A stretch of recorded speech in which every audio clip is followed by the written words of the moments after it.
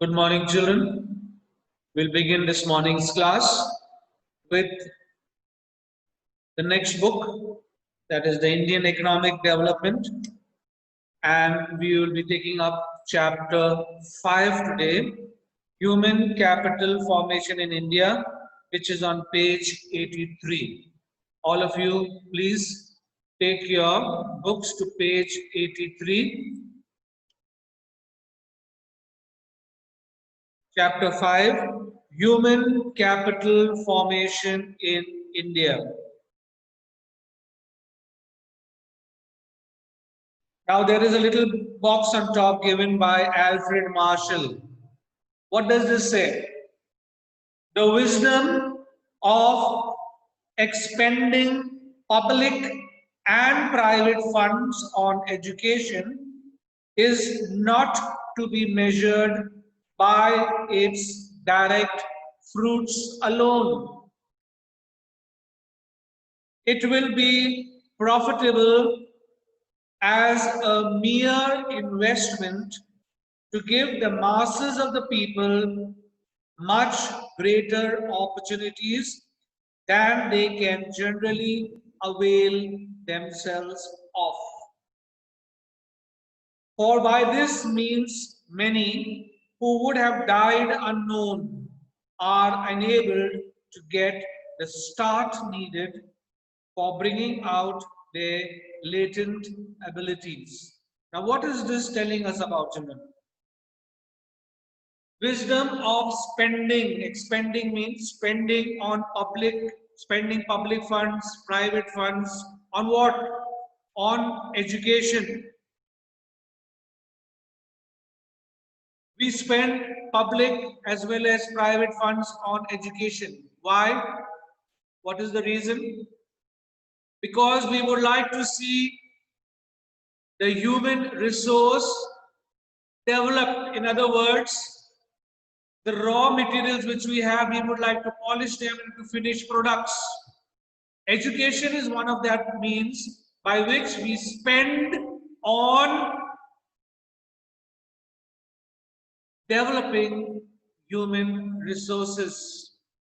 So when we spend, we don't only look for the direct fruits.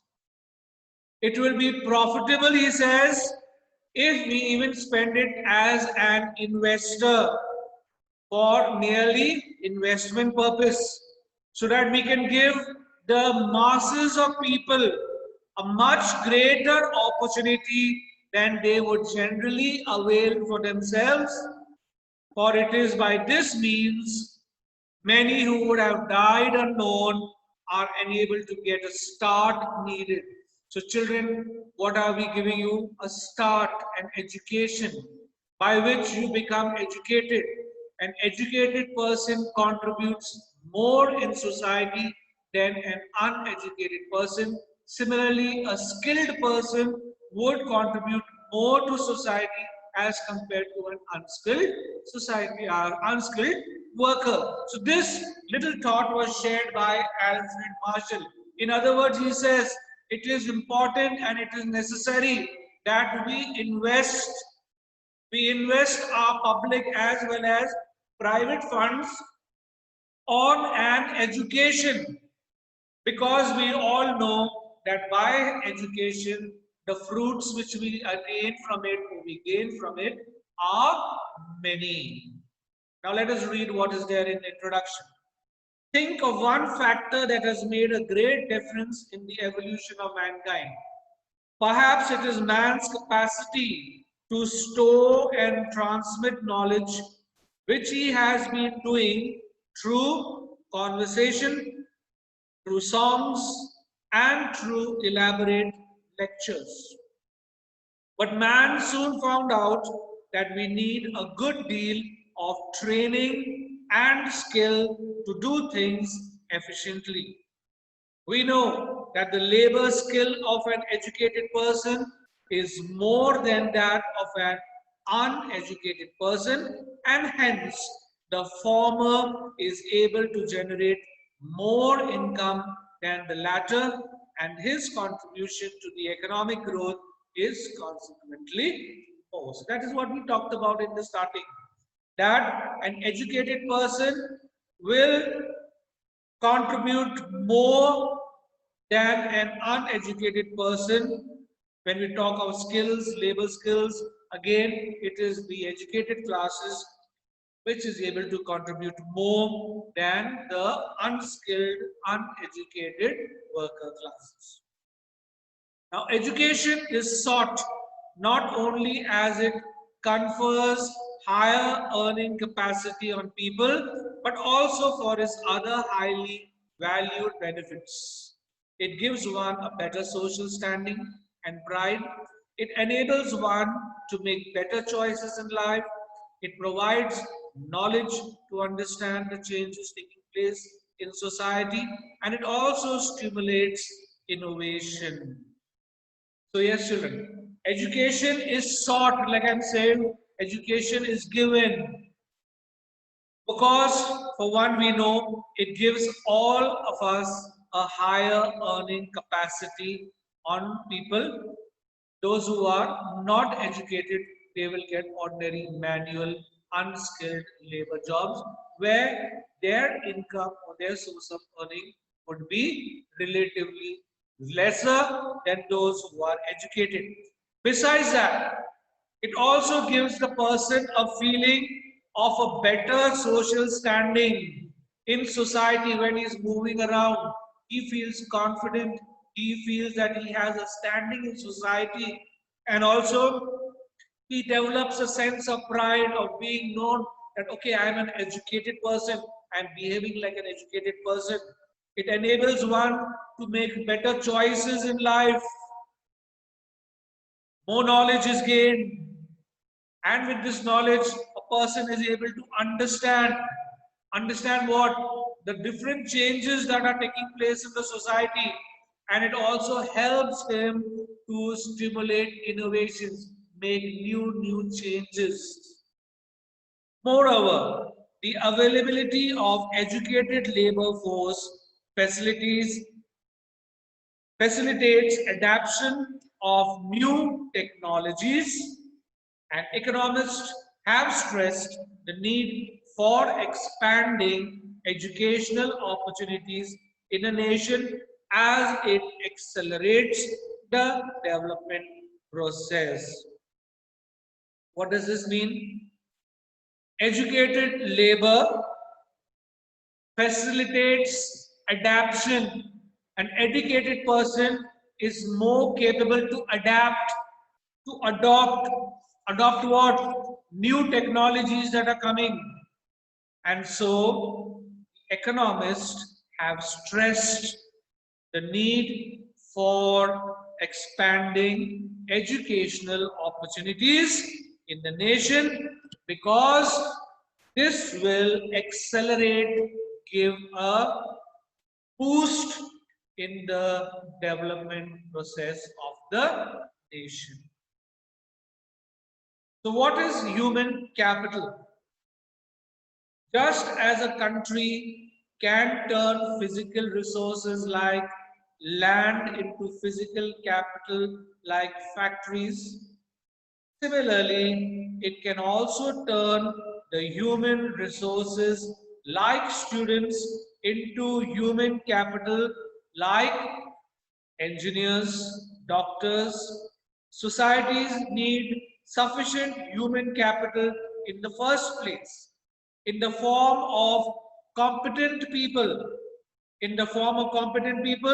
who have themselves been educated and trained as professors and other professionals. In other words, we need good human capital to produce other human capital, say more doctors, more engineers, etc. This means that we need investment in the human capital to produce more human capital out of the human resources. So the human resources is the total population of the human beings that is present there in the country. Right? Now these are the resources.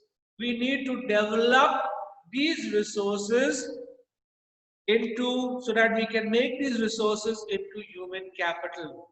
Now, human capital also develops the next human capitals. We are in the process of continuously in education, making more doctors, more engineers, more scientists, and so on, the other job professions which are there.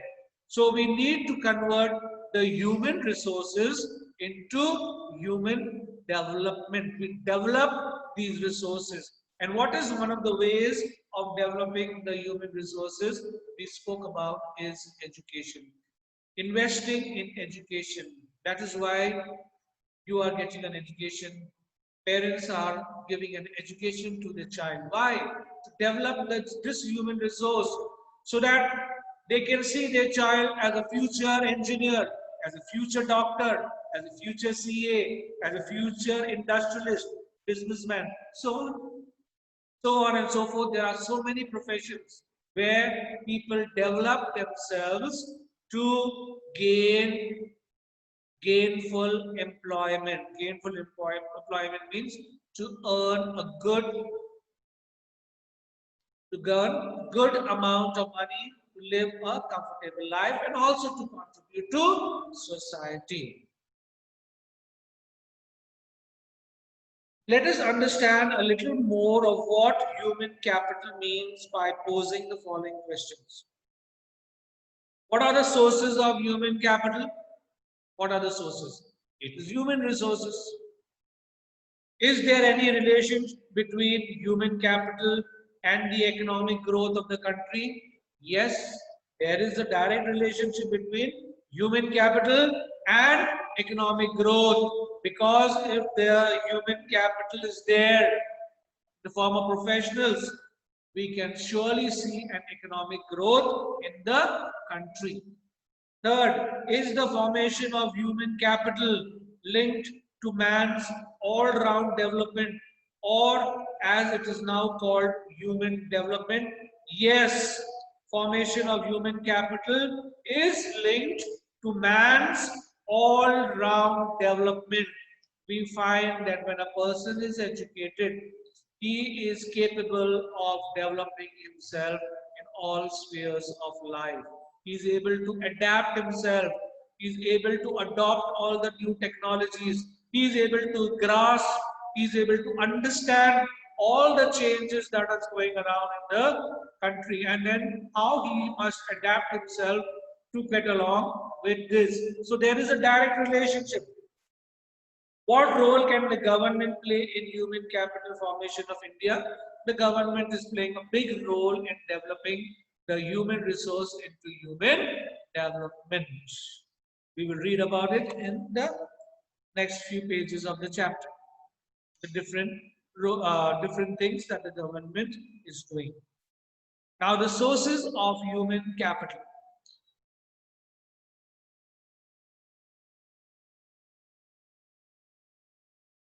Just in the investment in education is considered as one of the main sources of human capital.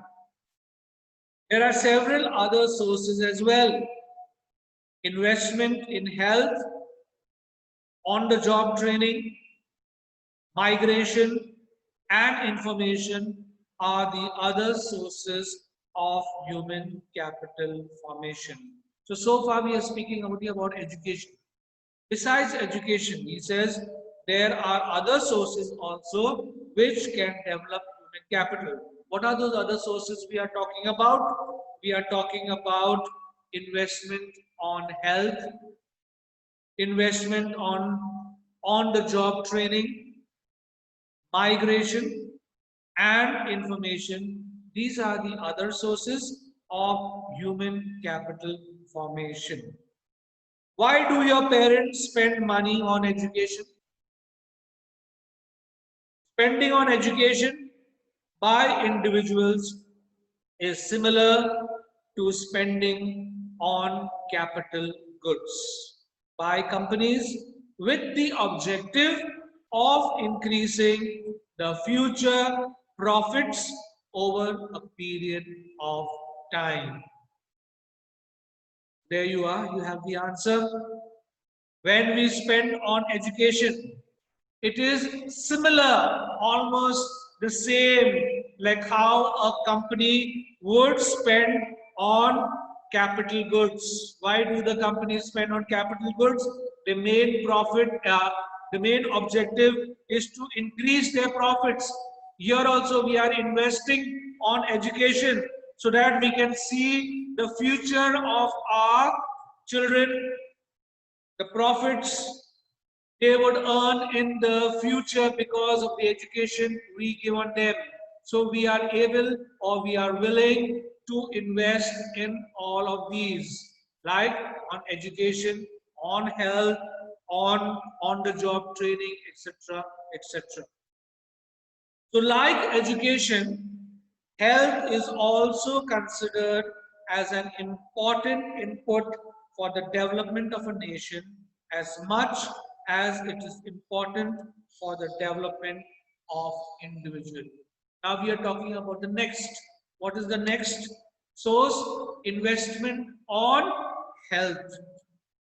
Investment on health is also considered important not only for the development of a nation, which is collectively made up of all of us, of all the people around, but also for the development of an individual. Who can work better, he asks? A sick person or a person with sound health? And we will all say a person with sound health will be able to work much better than a person who is sick all the time. A sick laborer without access to medical facilities is compelled to abstain. Abstain means stay away from work, and hence there is a loss of productivity. So you see the importance of spending on health. When we spend on health for the nation is healthy, the workers are healthy, they will not abstain, they will not stay away from work. Because when they stay away from work, what happens? There is a loss in the productivity. The nation's point of view, even from the individual point of view, if we are sick all the time, we will not be able to report to work regularly. And so our production or our contribution towards the production process will be less, not only to the nation but also for ourselves. Hence, the expenditure on health is an important source of human capital formation. So, first one we spoke about was education. Second we spoke about is investment on health. Preventive medicines like vaccinations, curative medicines like medical intervention during illness, that is the medicines which is prescribed when we are sick by doctors, that is called the curative medicines, medicines given for curing the person. Social medicine, that is spread of health literacy, talking about health literacy, and provision of clean drinking water and good sanitation are the various forms of health expenditures.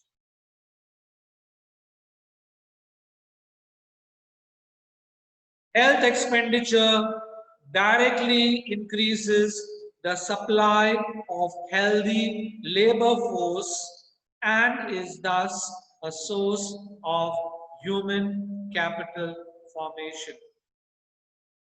Firms, that was we've spoken about two sources. One is education, one is investment on health. Now we come to the third. Firms spend on giving on the job training to their workers. This may take different forms.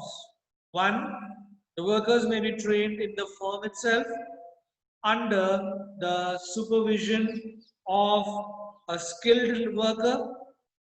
Two, The workers may be sent for off-campus training. In both these cases, the firms will incur some expense.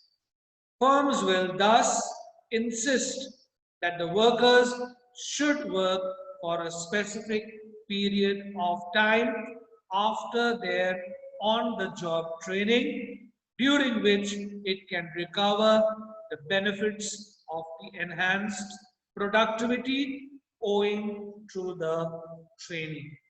The children here, it says that the firms are willing to upgrade their workers' efficiency, productivity. How? By giving them on-the-job training.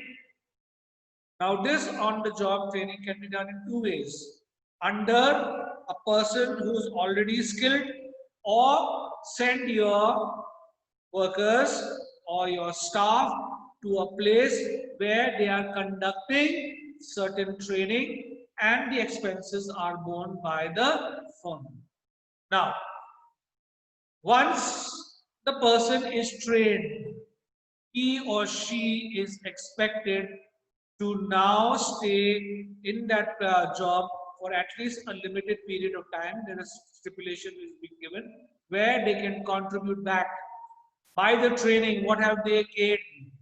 That should be given back to the firms in the form of enhanced productivity. They will be able to give more output to the firms because of the training received by them.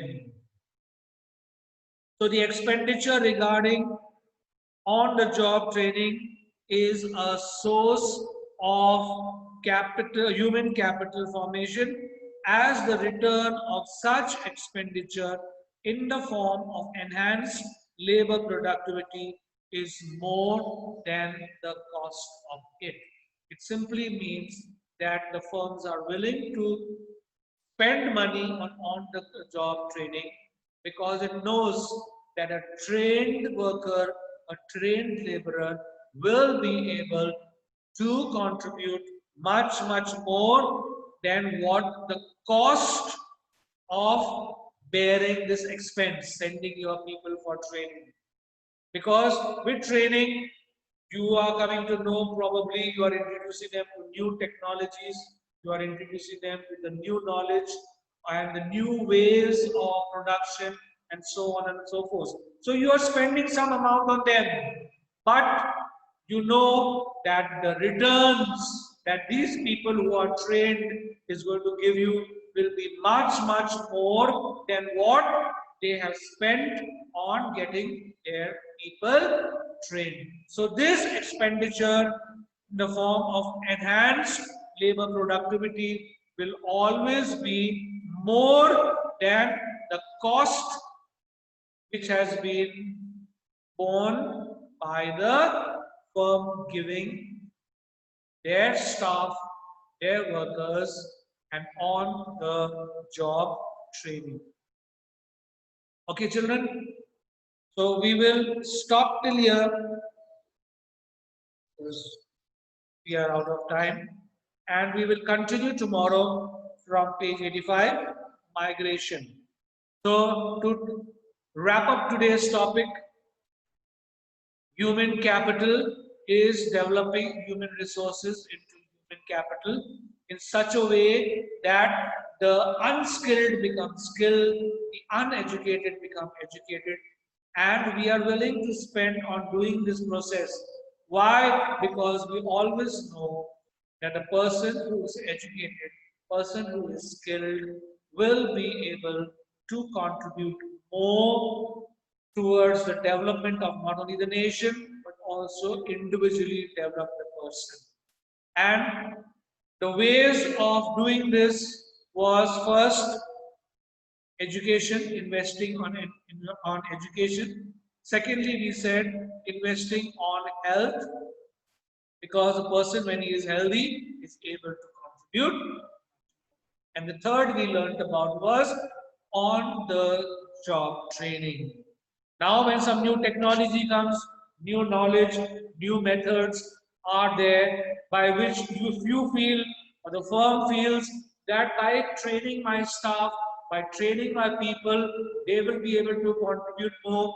They are willing to undergo the cost for getting the people and on the job training, either by a person who has already been trained under him, or even sending them outside to the place where they conduct such on the job training, because they know in the long run they are going to contribute more by being trained on the job. Okay, so this was the wrap up of today's class.